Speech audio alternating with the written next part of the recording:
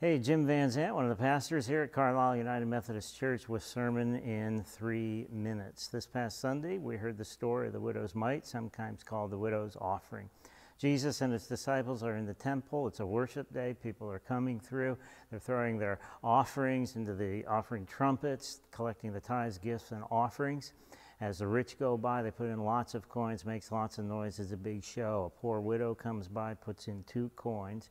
She puts in her tithe and then the offering above that. And Jesus tells his disciples she gave more than anyone else gave. You might know the story. It's rather short. It's simple and it's to the point. We know that it's not about the amount. It's about how it's given with grateful and thankful hearts. We've been talking about giving here at CUMC because that's one of the promises we make when we join the church. We've been talking about these promises, the promise to support the church with your prayers, your presence, your gifts, your service, and your witness. We also see these 5 promises as kind of the 5 foundational promises of being a disciple of Jesus. So naturally, we want to do the best we can at all of that. In terms of giving, if we want to find out what God thinks about giving, we need to go to the scriptures to find that out. That's the touchstone. That's the place we go to get directive and living the life that God has breathed into us. And what we want to learn from the scriptures is why we give, what we give, how much we're to give, who's to give it, and to whom do we give it. And the answers are pretty easy to find in the scriptures, scattered all over. Reason we give, why we give, is because we're grateful and we're thankful for what God has given back unto us. You find out very early on when you read Genesis that everything belongs to God and that he's actually given us responsibility to be the stewards of what he has given us. And so in thankfulness back to him for what he's breathed back into us and into the world and universe, we give back to him. What we're to give, well, that's no mystery either, particularly in the New Testament and in the Old Testament. It's money. Yeah, time and talent are listed there too. It's not exclusive just to money, but money is certainly part of what it is when we give back unto God.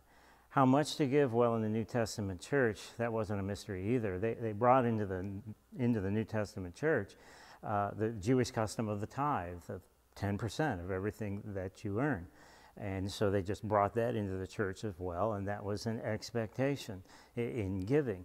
The neat thing about the tithe is it was manifestly fair. Yeah, the rich always gave more than the poor, but everybody gave the same percent. That was really unusual in society at that time, that everyone was treated equally, because usually the rich got off scot-free, but here in the church, no, everybody's on equal footing.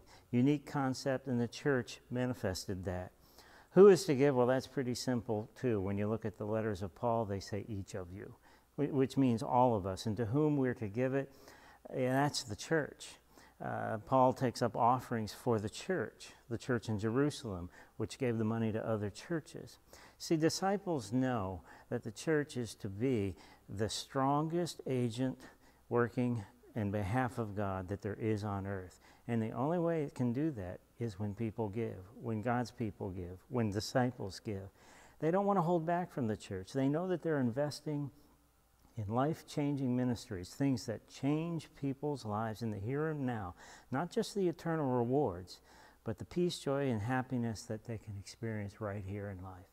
I don't know who you give to. All you have to do is open up your checkbook, look at your bank statement. You can find what it is that people value by looking at those things. I hope one of them is something that is of eternal value, that you give back out of thankfulness for what God has breathed into your life. This is Sermon in 3 minutes.